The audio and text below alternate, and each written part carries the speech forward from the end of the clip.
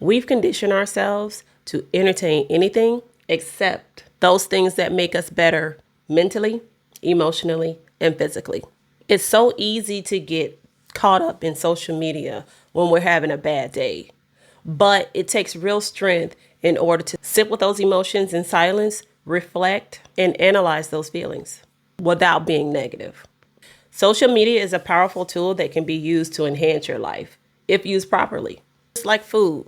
The right food can heal your body, and the wrong food can destroy your body.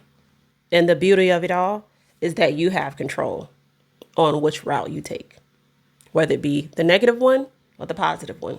According to the American Psychological Association, the average adult checks their phone about 96 times per day, which is about once every 10 to 12 minutes. And I'm trying to be better on that.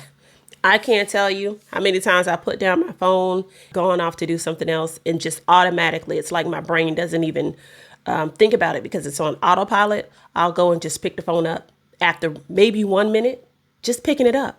That intentional part of me is like, you just said you weren't going to pick up your phone. But it is a bad habit, and I am guilty of it.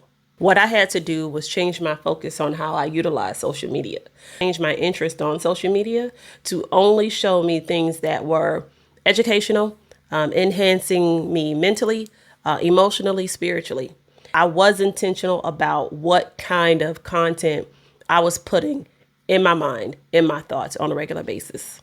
So what I did was I switched my expectation to one that was realistic. I wanted to use social media to learn a new skill set. And when doing that, I redirected my attention so that way I didn't feel so guilty about the number of hours that I spent on social media because it's educating me, it's enhancing me. We can't fuss at our kids and talk to them about putting down the phone when they see us and we're in the phone just as much as them. But we can show them, okay, when I'm in the phone, this is what I'm looking at. I'm not looking at ratchet TV. I'm not looking at something that's just, not all the time. But I'm trying to be an example to them, to show them there's a way that you can do this, but we need to be balanced in doing it. I think back into when I was growing up, in social media, cell phones were not introduced until, I didn't have my first cell phone until I want to say 1995. And so even with not growing up with a cell phone, I still find myself overly attached to it. So can you imagine our children that we're bringing up who don't know any other world without a cell phone? So it's those memories that I grew up with that I can consciously say to myself, okay, this thing, you survived before this thing. You need to kind of balance some of your time.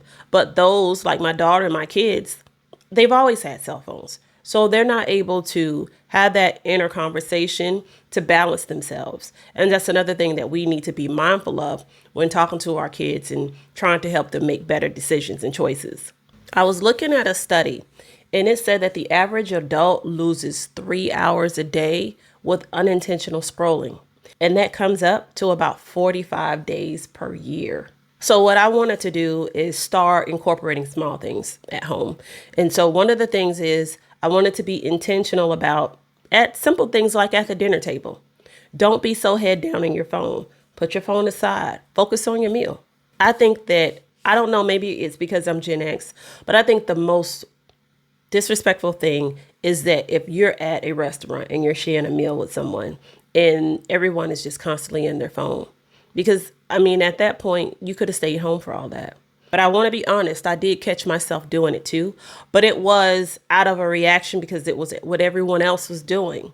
Let's try to normalize putting the phone away when we're in the movie theater. There's nothing worse than you're sitting there, you paid your ticket, you got your snacks trying to watch a movie, and somebody on the back is on their phone. Their phone is going off. The light is flashing from a text message. It's just rude and inconsiderate. Let's normalize not scrolling while you're in the gym, holding up a damn machine that you see, that you know that I'm waiting on this machine, but you sit on the phone. You done only did 1 rep and you sitting on the phone like you did a hard workout and your fat ass sitting there. So I can, okay, I got off. Okay, so let me focus. Let's normalize not utilizing the phone at the gym. Go do your workout. Now, what I'm not saying is don't take your phone to the gym, because I can tell you right now, if I head out and I'm halfway there and I don't have my phone, two things are going to happen. I'm going shopping instead of to the gym, or I'm going back home to get my phone because I have to have my music in order to work out. That's just how it is. Aside from the essential things like air, water, and food, your time and your energy is another thing that's most valuable and should be most important in your life. And we need to be really intentional about how we spend our time and what we put energy into.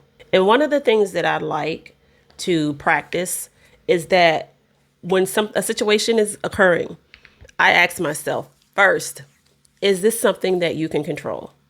I don't just stop there. The next question is this worthy of my time?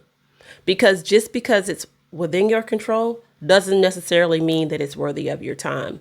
And when I mean worthy of your time, putting forth the energy and the effort for it. A lot of times we just need to let things go.